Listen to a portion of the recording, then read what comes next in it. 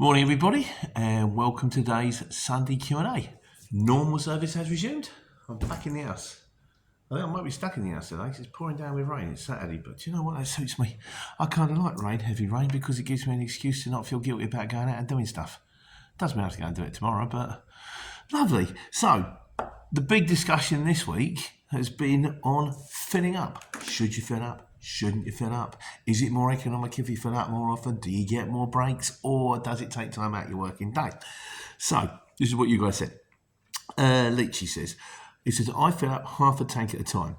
One reason is to save a little weight, but also having a fuel card where I can get my price for next week, I can sometimes work out cheaper. At the moment, my price has gone up, so I'm back to using supermarket fuel as it's a little cheaper. There are two things about this. They'll send you through the fuel card price for next week. And if the fuel card price for next week is cheaper than it is for this week, then it does make sense for you to go, well, I'll fill up on Monday. If I can get through today on what I've got in my tank, I'll fill up on Monday. Obviously, if it's dearer, it's the other way round. But then you've got to offset that against, well, if I fill up on Friday, then that invoice is going to hit me a week or a month later, depending on how you pay it. Whereas it might be dearer to fill up next week, but I might get another week on the credit. So you weigh that one up too. As for the supermarket thing, yeah, I found when I was running to begin with, when I was just in the van, that a lot of the time, even like with the fuel card price, wasn't as cheap as the supermarket price. But then you've got the convenience with a fuel card that everything is tracked. And also you've got the thing where it comes in, you can get it without the VAT and it fits in with a business account and all that kind of stuff. I think the best way to do it, which Ian taught me, is to have 3 or 4 fuel cards, and each week you ring them up and go, what's your best price? And they go, what have you got already? So, no. What's your best price? You give me your best price and I will go, and then I will tell my drivers this week, whoever gives me the best price, do that. But it's a ball ache. And then sometimes you just think, I cannot be bothered. I've just got my fuel card, I'm getting cheaper, everything's tracked, hand it over. I've even done it before where I've rung them up and gone, just give me the best price. I don't want to have this conversation with you every month. And you know what? Every time, boom, boom, boom, boom. And you have to ring them up again, oh yeah, we can give me a better price. Okay, fine, stick with that. Boom, boom, boom, boom. Is what it is. Thoughts on that? Obviously, but that's my 2 penneth on that. That's straight in on comment 1. I better shut up and let you guys have something to say, really. So, on the subject to which, Dave Green Rambling Carpenter says, I like to fill my tank up when it gets half empty, just because I've been caught out of pumps not having fuel in nearby. Yeah, this is another thing, range anxiety. I've done it before where you think, I'll push it, because I'm lazy, I don't want to fill up. I'll do it next time. And then you think, hang on a second, I'm in an area now. Certain areas you think, I've gone over here, I'm going straight up the M1. There ain't a lot of fuel up there, ain't a lot of Shell up here. Or I've gone over to somewhere and I think, there ain't a lot of BP around here. And then suddenly it's like, I've been desperate before, and I put in the sat nav, the nearest BP. It's been on the red for like 30 miles. And I pulled up the BP, all cages around it, digger. And you're like, oh God, no. If I ever ran out, I did once. I got as far as bottom of the motorway, Barnet, bottom of the motorway, bottom of the A1. And just as I pulled into the petrol station, pulled out the pump, the thing went boop. And then when I filled it up, it wouldn't start. And then it went bang. Yellow engine warning light came on. I'm going to have to ring Dan and tell him. But then the yellow engine light went up, and that was close. So really now what I tend to do with my motor, you learn your motor. When my motor gets to quarter full, I think now is the time to fill it up. I still push it from time to time, but not so much, because the range anxiety thing, it just ain't worth it. Godzilla says, to me, start the day and fill it, simply because I don't need the hassle and stress of worrying about when to get the fuel. Exactly. Also leaves the tank empty overnight, which means when the thieves come out to play, diesel weighs in around 20% less a kilo than water. So I think that's good. 100 litres comes in at 80 kilos. There you go. Consider himself informed.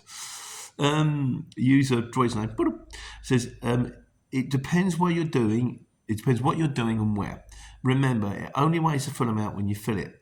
When I was running a 3.5 tonne on field service work in Scotland and North England, I would often use a full tank of fuel a day. Who wants to fill up more than you have to? This is also a thing. When I stop, I fill up every time because I find filling up with fuel utterly tedious. How people with electric cars do it, I don't know. The extra brake time thing doesn't work either. Most of the time it's taken getting to and from the station, getting in and out, queuing on the forecourt and the shop. It's a ball ache, particularly with a truck. You can have two Arctics in front of you and you're thinking, I could be sitting here for half an hour. While they go in, have a cup of coffee, wander around the shop, go out to the toilet, accidentally leave it on break and get 15 minutes. Not actually filling up. So, in fact, I did one on petrol stations once. I'll do you a link. I think there was a petrol station I pulled into, and there were 8 cars in front of the 8 pumps, and not a single person was actually filling it up.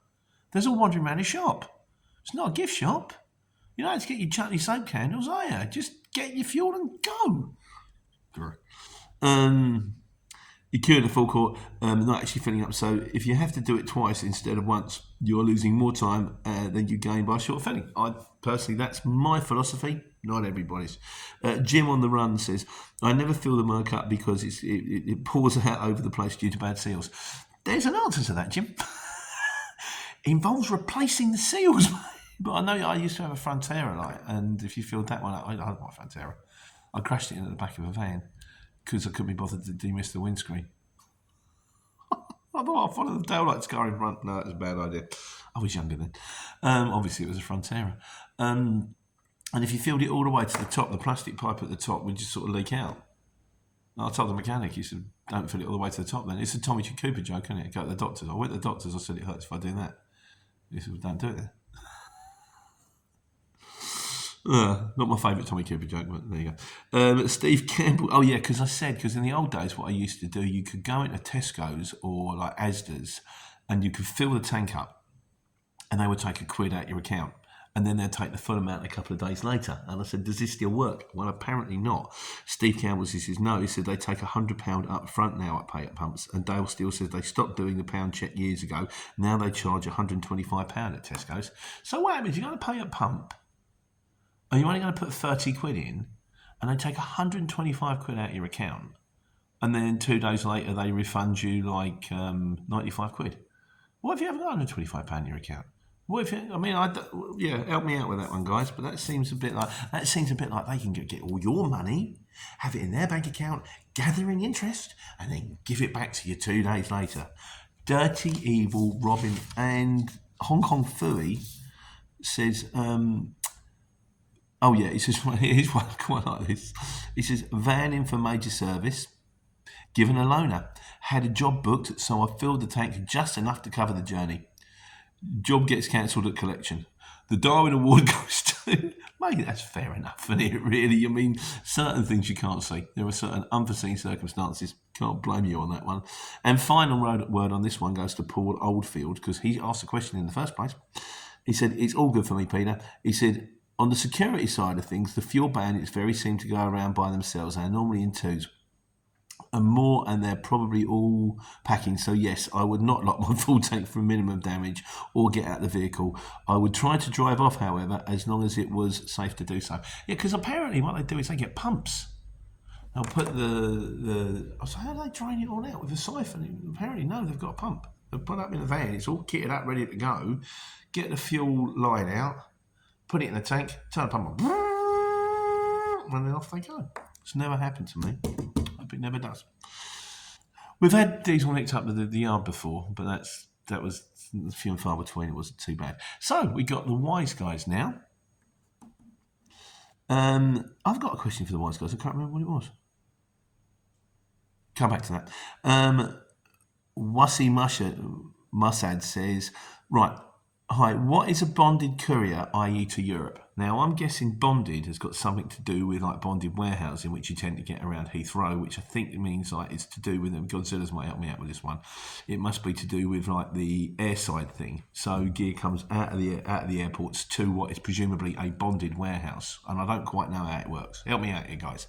So if it's in the bonded warehouse, is it actually in the country, or is it not actually in the country? And does it actually become the country when it comes the other side of the warehouse, or does it become part in the country once it goes from airside to landside? In that case, what's the bonded thing? Because I don't know. because I know nothing. I know nothing. But we can help Waseed out with that one.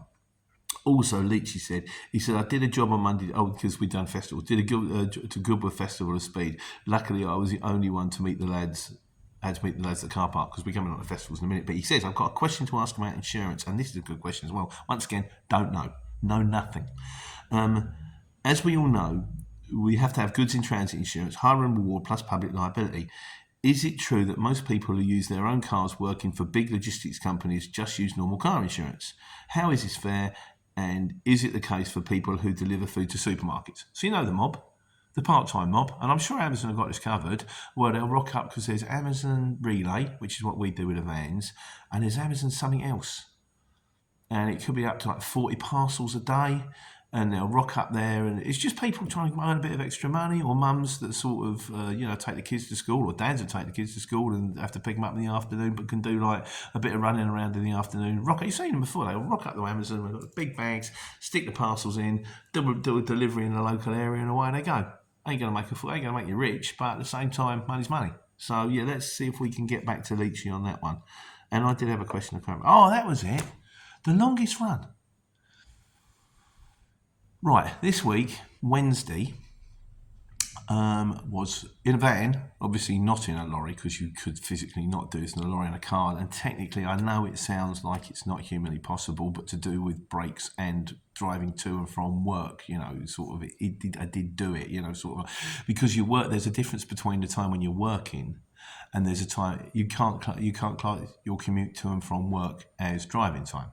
I don't think. Obviously, if you drive for too long and you're proven to be not able to do it, and something happens and the police find out you've been driving too long, then they will do you for all kinds of things like driving without due care and attention, dangerous driving, all that kind of stuff. So, Wednesday, I went from Luton to Royston to pick up a chair, then Royston to Manchester to Glasgow to Edinburgh, then Edinburgh to Dunstable.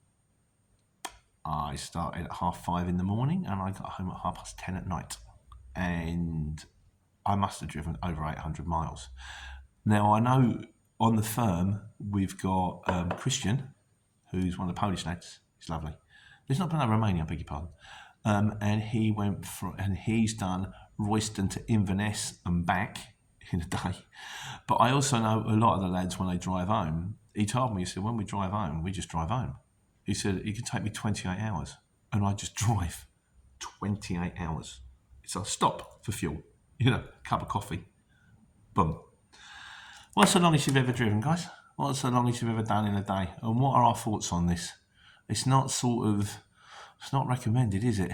So I was fine. I monitor myself all the time. Stop, breaks, coffee, that kind of stuff. And it obviously can be done because I've done it.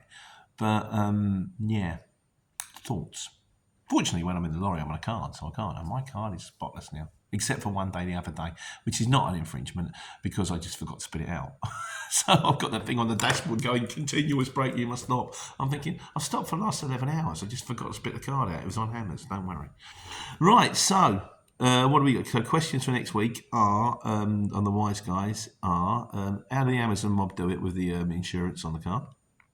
What is a bonded warehouse? What's the longest you've ever driven? And also, like I say, I'm up for that. If you've got any questions that you actually want me to cover, please put it in the comments. Godzilla's it's the one about the firm and how it works. I might do that, but it might go out on their channel. Because I kind of do the videos for them as well when I get time. But yeah, any questions on PPE or anything about the courier exchange or anything that you want to know, I'm kind of, my diary is empty at the moment and I'm happy to go. Also, I've still got one more Life on the Road to ping out, which was the wet wait and return. And I've got the Life on the Road, not Life on the Road, because I'm doing that TV series on Channel 5. We're up to like episode 3 or 4 now. And it's on 8 o'clock, it's motorway, hell on the highway, 8 o'clock on Channel 5 on Friday, and I did a video about filming it. So you might be interested. I'll stick that. That's last year I'd done that. I'll stick that one out at some stage. But right, so miscellaneous today is Godzilla's. Oh, yeah, because I said about festivals. He said festival. 3 tenors, drove some people down there and sat in a limo on the hill where I couldn't see but I could hear the performance. Quite cool. Other video, he said, yeah, wouldn't mind seeing about the trucks, could be a promotional one. Yeah, that's it might go out on this. And finally, on the miscellaneous today, Nigel Rainbird says, he said, oh, because we did, what's the longest wait? And I was kind of thinking the longest wait it took you to get loaded, but it seems to now turn slightly into what is the longest you've ever had to wait for the AA. He said, I had an 8-hour wait for the AA in Windsor in an underground car park. They didn't turn up after 5 hours, but told me that they could drag the van. No, they did turn up after 5 hours, but told me they couldn't drag the van. It had to be lifted, so there was another 3 hours wait till the right vehicle turned up. Then the tow to Brentford and a lift home from Streatham. Probably the worst day of the run I've had in 5 years. Nigel. Thank you, Nigel. So, yeah, I mean, I remember the worst thing for the AA, my mate David Crisp's mum broke down in Scotland. And because RAC do recovery, whereas AA do relay. You know, AA relay, which means they don't send a recovery truck from Scotland down to the Elephant and Castle where she lived. What they did is they do a recovery truck from Scotland down to halfway through Scotland, then they drop it off. Then another recovery truck picks it up and takes it to the borders, drop it off. Then another recovery truck will take it up and maybe take it as far as Leeds, then drop it. You see where I'm going with this. It took her 2.5 days to go. She went, never again. Never again. Next time, get the train. Right, that's it. Q&A today. Enjoy the rain. It's Wimbledon. Always rains during the rain, during Wimbledon. We might get a bit of sunshine. We might not. I don't really mind. In the meantime, I'm going to catch up on everything that I should have done last week and then back to it on Monday. Back to taking care, take your money.